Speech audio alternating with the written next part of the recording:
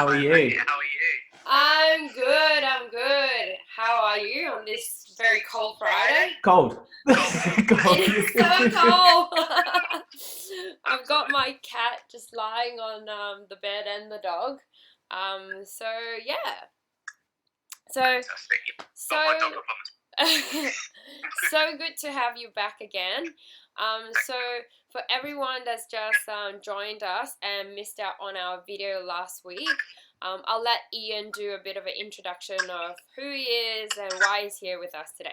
Thanks. Yep, I'm Ian. I run a company called Bondi Behaviourist, a training and behaviour company here in Sydney. And we do everything from puppy school to working with dogs with really severe behaviour issues like aggression, anxiety, and everything in between. So yeah, just that's me. That's good. So for some of you that might have missed out on our live session last week, we were talking about separation anxiety and also barking. So just remember to check out our Facebook, or I think our IG live. I think it might be up already on that session. So today we'll be talking about dogs walking on lead, like pulling and like barking and just going bananas. And one other topic that I'm super excited about is dog parks. So we'll start off with is a massive revelation. So all of you guys who think that it's amazing to just let your dogs off to the park and just run around, apparently it's not that good. So see. All right, so we'll start with dogs pulling on lead, because as we all know, a lot of dogs now are on we're sort of easing restrictions now. So we are taking our dog. We're all working from home. We're taking our dogs out, multiple times a day, which apparently is not so good, as they need 16 hours of sleep a day. 18 hours, okay? And a lot of owners are saying, they're pulling on the lead. I didn't know how hard it is. Now it's just going a bit mental. They're barking at dogs. So what can we do? So for me, it starts with kind of understanding like why we're taking that dog out in the first place. So most of us have, and so many of us put emphasis on exercising our dogs, right? And that's why they take them out the house. But dogs don't exercise. No dog on earth has ever tried to lose weight or maintain its fitness. Okay? And so the dog isn't going out with that purpose. That is not. So from the dog's perspective, he doesn't see it the same way. Nor do they go out to socialize. But they seem so happy when they see other dogs. I'm not saying they're not, but it's just not what they thought they were doing. So so when we take a dog out of the house, what we're doing is we've taken the control away from them, and we're putting them in a situation where they didn't know they wanted to be, or they didn't know they were going to be, rather. So there's a lot of confusion from the dog's perspective as to why they're there in the first place. And when we do take our dogs out, it's, in my opinion, it's really important to look after their brains more so than their bodies. In this regard, like, we want our dogs to go out and be social, but taking them out and making them hyper, or taking them out with the goal of covering lots of distance, regardless of what frame of mind they're in, is not going to create a social dog. It's going to create a really fit idiot. Okay, all right, that makes sense. Because obviously everyone's saying, just coming as a pet owner, you should take your dogs out, you have to exercise them, they have to go to the toilet, they have to go meet their friends, and then they get happy, and then when they go out, I tie them out, and then they come back. So when we take our dogs out, what we're trying to teach people to do is really look after their mental health. Make sure that they're coherent to you. If your dog can't hear you, then its ability to receive and process information is compromised. Which means it's not just compromised when you're communicating with it. It means it's compromised when a car goes past and it can't understand the noise. It's compromised when strangers are walking past it in the street. It's compromised when it can't read another dog. it's literally cannot communicate, and it can't receive information clearly. And normally when you're overstimulated, your ability to communicate your message is pretty flawed as well. So yeah, like sit, like exactly. don't just look. So with this emphasis that people have on taking their dog out and making it high energy. Sorry, 1 second. Odie, lay down, please. Stay. Stay. Thank you. This is live. That's I know, right? Stay. If you're not aware of your dog's mental health in that moment, then you are not aware of how they actually feel about it. So going out assuming that they want to run really fast and go and meet every stranger is kind of not listening to your dog. That's an assumption. So we really want you to pay attention to where your dog's at. So on the lead, this guy is not going to stop. So hi everybody, this is Otis. And so when we take the dog out of the house, you know, rather than making them really excited, like, let's go for a walk, putting your trainers on, putting your coat on, putting the leash on, opening the door, going for a walk, what we ask you to do is communicate with your dog, not to be the boss. Like, don't do it so that you're asserting yourself. It's a gauge into your dog's brain. Because if he can't, like I said, if he can't hear you, he can't process information. And get him to sit and wait and ask him to be patient while you put your trainers on will probably stop him pulling at your shoelaces. If you ask him to sit and wait before you open the door, it probably reduce the chance of him bolting out and getting run over by a car. You know, there's safety elements and practical elements to it as well. But ultimately, like, I really want you to focus on the mental health. Okay. It's a very different take, and that's really, like, very, very interesting. Like, I've never really thought about it that way. What we're finding is people know how to look after the body, but nobody even considers the brain. But unwanted behaviors are driven by how that dog feels emotionally and what's going on with its brain in that moment, not its body. You know, so we look after the body. Exactly. You look after the brain. Exactly. You know, if I turn up to a job and I'm like, yeah, he's in pain, I'm like, go and see a vet. But because your dog can't settle in the house, taking him for a run is kind of weird, a bit backwards. You're not actually teaching him how to settle in the house. You're teaching him how to get stimulated outside.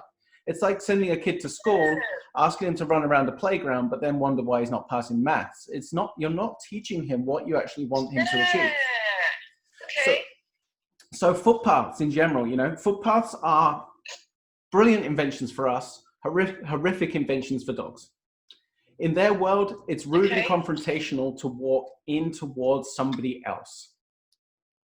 But so when I see somebody walking towards me on the footpath, with their dog, I normalize it. I'm like, good job you're not in the middle of the road, mate. You'll get run over. But from the dog's perspective, he goes, there's all that space over there. Why are you walking straight at me? Okay. Then you've got the fact that he's on lead. So when a dog gets stressed, they'll go through every single, like, mammal goes through the same physical response: fiddle, freeze, flight, fight. And the fiddle responses are when the dog is mildly stressed. So as you're walking towards the other dog and your dog starts to lip lick, starts to get hyper aroused, starts to avoidance sniff, starts to go into deep stares or even stop walking, that's your dog communicating, hey man, there's a stranger coming towards me. Let's not forget at this point that dogs they meet on the street are strangers and acquaintances.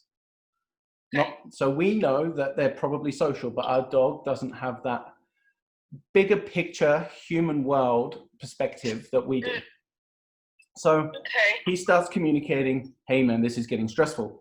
So he then wants feedback from the other individual. And he might want it from a distance, or he might feel that he needs to rush up towards them and go and get the feedback. But either way, he's got to be, this is why we go back to being coherent. The dog has got to be receptive to information. Bearing in mind, the other dog also wants feedback.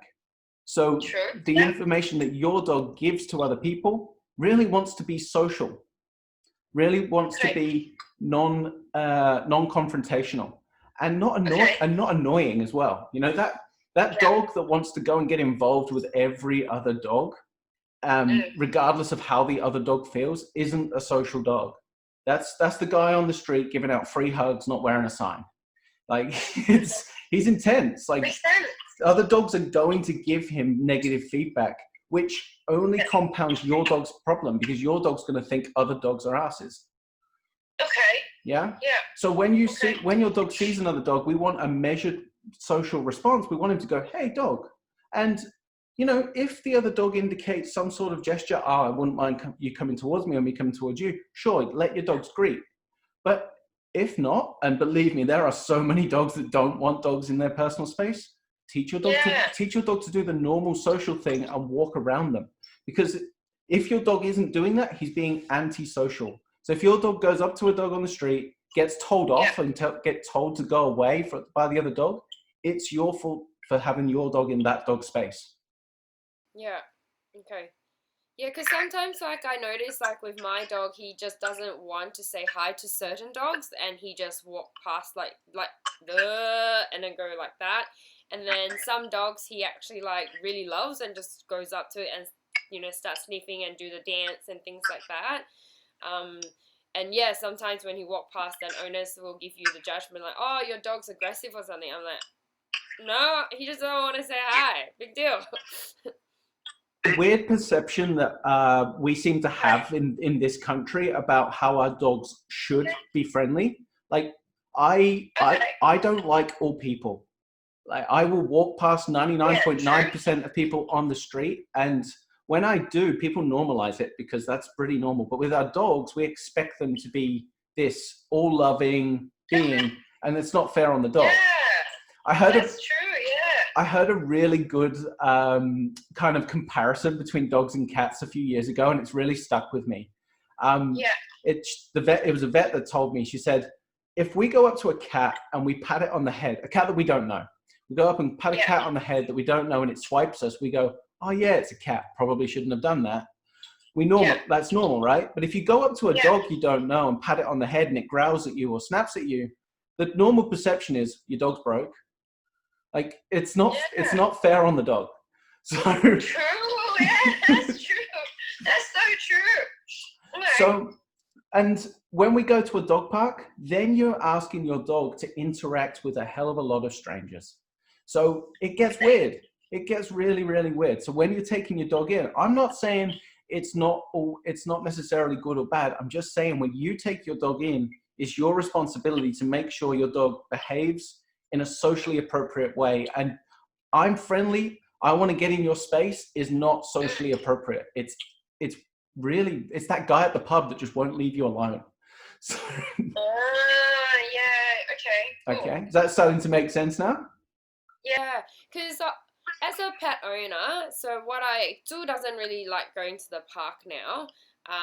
He sort of walks around the perimeter, but he will sometimes mingle with certain dogs and go bazookas and runs and zoomies and stuff. But he's quite old now. But when he was younger, when he was 2, I was doing pretty much what all the other pet owners were doing. So got a dog, you know, exercise it, took him to the park because, you know, I wanted him to be a social dog so that he's not an aggressive dog. He learns how to be socialized. And just go to the park, unclip the leash, off he goes, and then I watch things unfold, and I'm like, oh, that dog's mean, and try to pull them apart. Like, yeah, it sometimes can be chaotic, but yeah. Let's remember again, a dog park is another man-made concept. So essentially, for the dog, it is a bunch of strangers stood in a field. Same as a human, really, but we know why we're there. And when we rock up with our dog, like the first thing I'll do is make sure my dog can hear me. So I'm going to grab some food rewards and go, hey mate, can you pay attention to me? Can you sit? Okay. And I'm going to unclip the leash when he can hear me and he's responsive. If I unclip it before, I'm setting him and myself up to fail. So I'll ask him to listen, pay attention, and reward him for doing so. And if he doesn't listen, then I'm actually going to up the frequency of reward and go, I know you're not being stubborn. I just know you're overstimulated. So I'm going to make sure you actually get paid more so that you're more inclined to listen to me. And then I'll let the dog off. Because at that point, I know that I've got a dog that's actually looking around and going, all right, what have we got here? Rather than, he's not a bow and arrow, don't fire him off into the distance, you know? So, and then when I'm at the park, what I will do is I'll walk. I'll go and like move around. I'll encourage my dog to interact with others, sniff its environment, and come back when called. And I'll mix it between the three. What I won't do is I won't bring resources like balls into the park and toys. So it increases the chance of them having conflict over it, but also that dog that is picking it up and down, playing fetch, is not interacting with other dogs. That dog's not playing, he's working. And you've now got a working frame of mind in what we were hoping to be a social setting. So, and those two don't mix, you know, like somebody starts playing with you while you're working at your desk, go away. So it's got, so it sets the dog up, ultimately for failure, for what we're actually trying to achieve. Whereas, like I said, like if we lose the notion of take him out to drain energy so that he sleeps well at home, and instead actually train him to be calm at home, focusing on teaching settling behaviors, and take the dog out so that he has a pleasant, like normal life experience instead of associating the world with mega high arousal, you'll end up with far fewer behavior issues because the dog is always in a really healthy frame of mind rather than this state of high arousal. Okay. So a point that you made, which sort of like get a bit of a light bulb moment, is is it that there's no such thing as a stubborn dog? It's more that they are so aroused that they just can't concentrate, and then people tend to just perceive them as, oh, they're actually really stubborn. So for a couple of things as well, like one of the biggest misunderstandings with dogs is the notion that they want to please you. So they don't. Frankly, they don't want to please you, and they don't want to respect you, and they don't any of that. But what they don't have is the cognitive ability to actually try to influence your emotions. Okay. They will influence your emotions, but they will. But that is not their intention. So their intention is to actually only ever influence their own. So their own. So behind it all, they're not moral. They don't know right from wrong. My dog will be like, hell yeah, that's me. Exactly. Watching my mum every day. They are. So they don't know right. Unintentionally. Exactly. They don't know right from wrong, but they know good and bad in terms of consequences for themselves. And they go through life trying to achieve positive consequences for themselves and avoid negative ones. And we're the ones with that higher cognitive ability, but we take it personally through our own misunderstanding. So then we end up with a battle of wills with our dog by going, hey, I want you to do this. And he's going, I'm more motivated to do something else. And we take it personally, whereas the dog never actually, we end up in a battle of wills and the dog didn't even know he was in it. Okay. All right. Wow. This is like learning so much. I think we need to do this like almost like every fortnight now. Okay. We analyze that and we go, right, okay, that should be affecting how we train our dogs. Because if we assume they're stubborn, if we assume like they're doing something out of spite or vindictiveness, then it brings a frame of mind where we become stubborn and we become spiteful and we end up using more punitive methods. Whereas if we actually understand through the evidence-based stuff that science has discovered over the last few years about their cognitive ability, it means that if we motivate them to do what we want them to do, it's not bribing, it's purely payment. And nobody likes working for free. So pay your dog for doing what you want and they'll do it more often.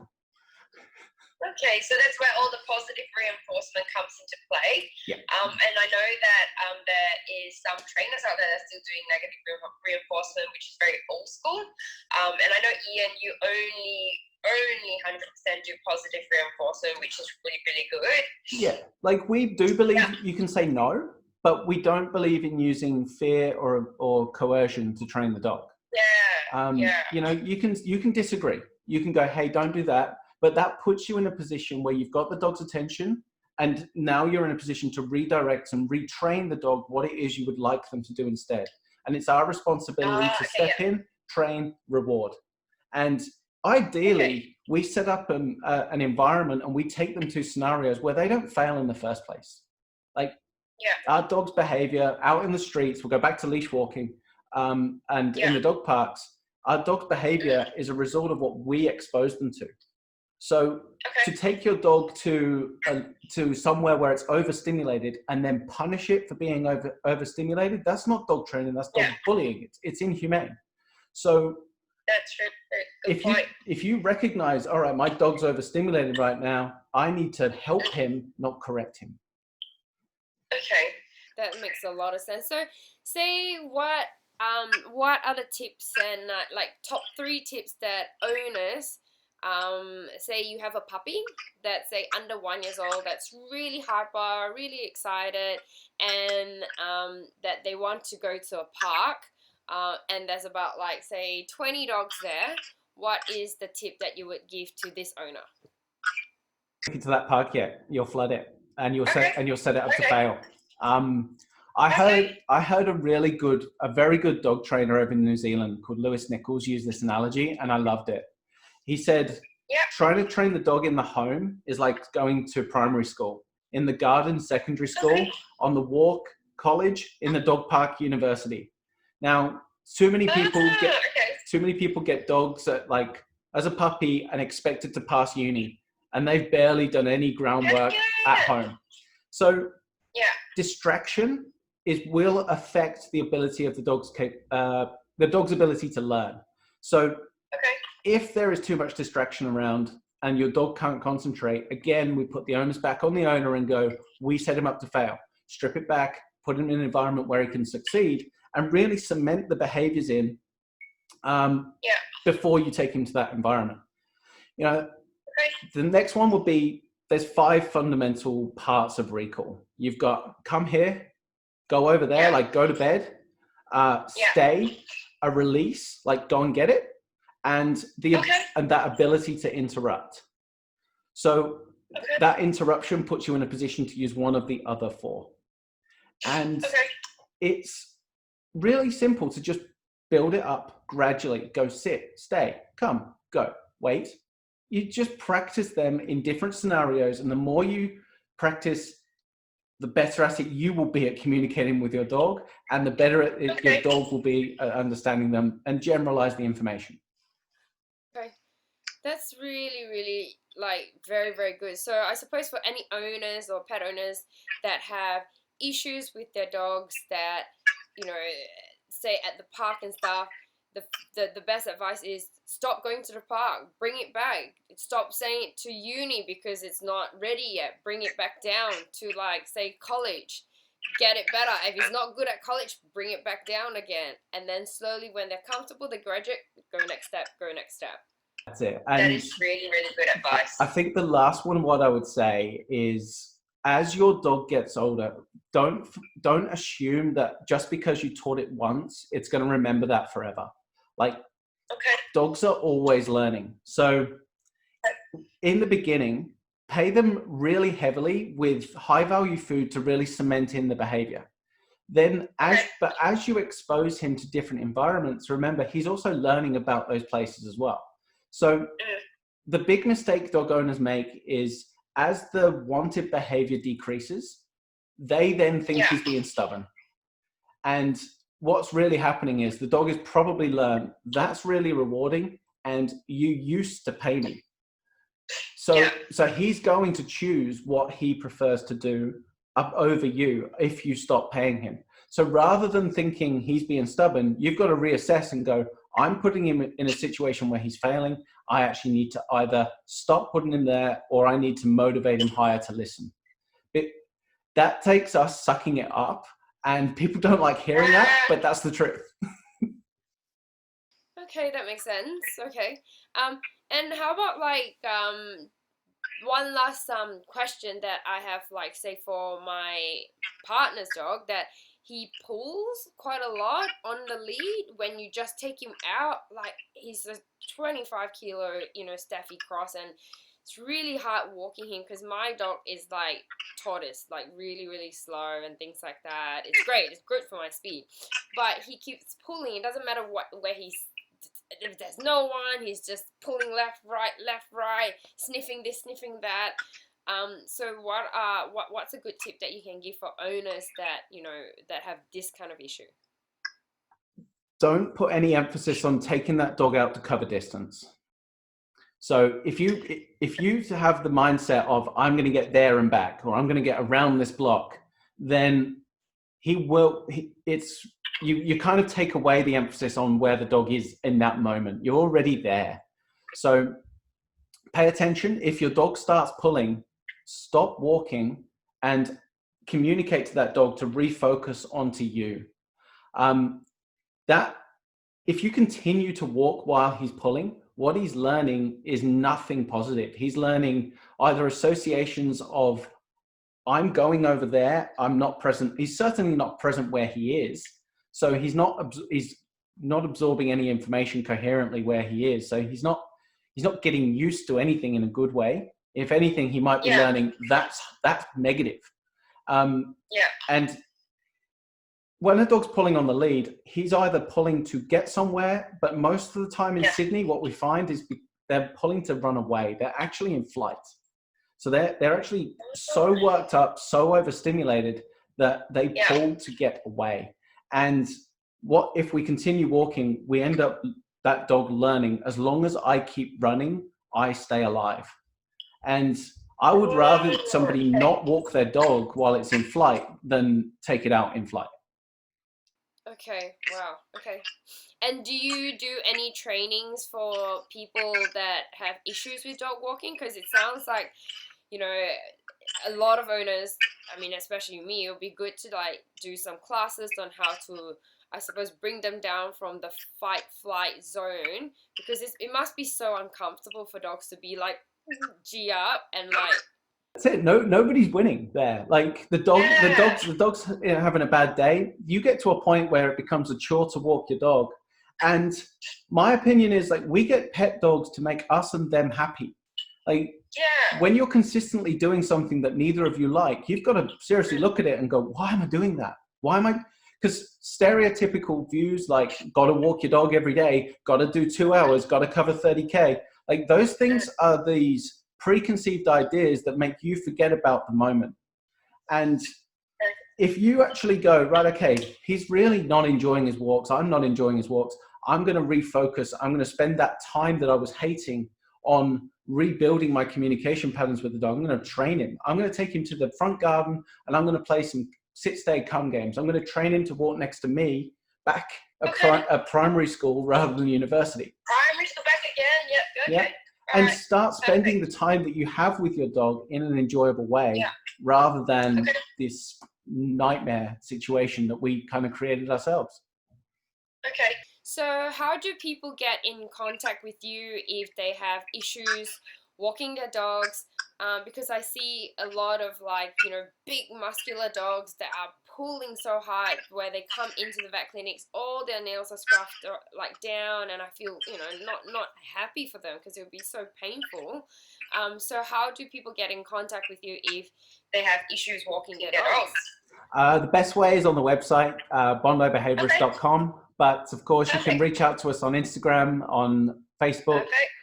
We've also got a podcast, the Healthy Dog Pod, which we've had the pleasure of you having you on.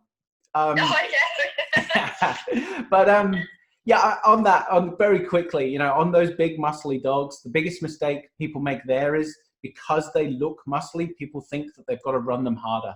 Like they're not that different. They're not that different to, you know, a smaller dog. So you really want to be looking after their brains as much as their bodies.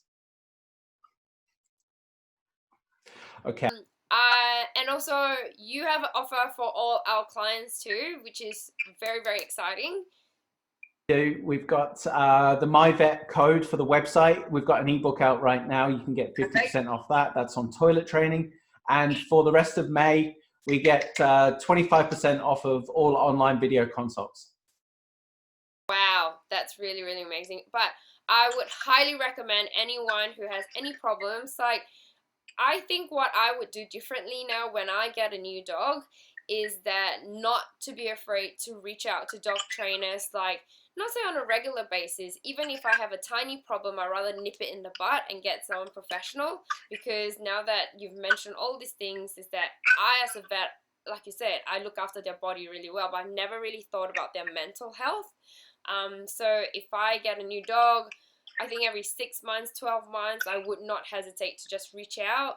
And I would not, I think people have this little thing where they go, oh, if I sick a dog behaviorist, that means that I have a problematic, child, and people are embarrassed about it. But I think we need to change people's ideas to go, no, you're actually trying to make my dog happier, the happiest that it can ever be, and to have like the strongest mental, the best mental health that it can ever have. Absolutely. Absolutely. We really want people to be proactive in this. We are a nation of dog lovers, but unfortunately our education on it seems to be a little bit limited. Yeah, wow, this is really, really good. So anyone, if you have any sort of like questions and things like that, just put them in the comments. We're going to be posting this live on our Facebook too, and put all the comments. We're also offering all of Ian's clients 50% off their first consults for the month of May, and then hopefully, well, we'll probably extend it to June because we only have one product. So end of financial year, might as well. And hopefully all the lockout laws and all the restrictions will be lifted back then. So yeah, if you have any questions or anything, or if you have any suggestions of what other topics you would like us to do, even just for Ian to do or for myself, please let us know. Cool. Thank you so much for having you. This is like mind blown for me. Thanks so much for having me. I always learn so much from you. It's absolutely amazing. I really love coming on, so thanks so much. All right. Take care. See you later, guys. Bye. Bye.